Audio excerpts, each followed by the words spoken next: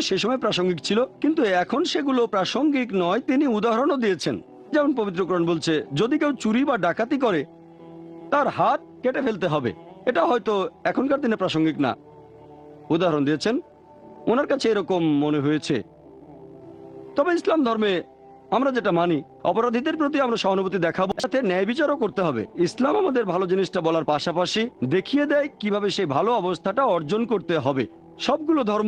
সবগুলো প্রধান ধর্মই বলছে তোমরা চুরি করো না।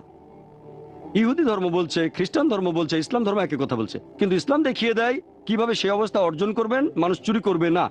ইসলামে জাকাত দেওয়ার একটা নিয়ম আছে। যেসব ধনী লোকের সঞ্চয়ের পরিমাণ নিসাব লেভেলের উপরে থাকে, 85 গ্রাম স্বর্ণের চেয়ে বেশি, তারা তাহলে প্রতি হিজরি সালে সেই সঞ্চয়ের 2.5% জাকাত হিসেবে দান করে দেবেন।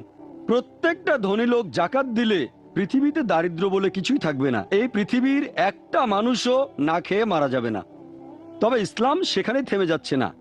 ইসলাম গরিবদের যত্ন নেবে, কেউ যেন চুরি না করে এটা নিশ্চিত করবে। তবে এই ব্যবস্থার পরও কেউ যদি চুরি করে, আল্লাহ পবিত্রকরণে বলেছেন, সূরা মাইদার 38 নম্বর আয়াতে উল্লেখ করা হয়েছে, পুরুষ চোর কিংবা নারী চোর তাদের হাত কেটে ফেলা হবে।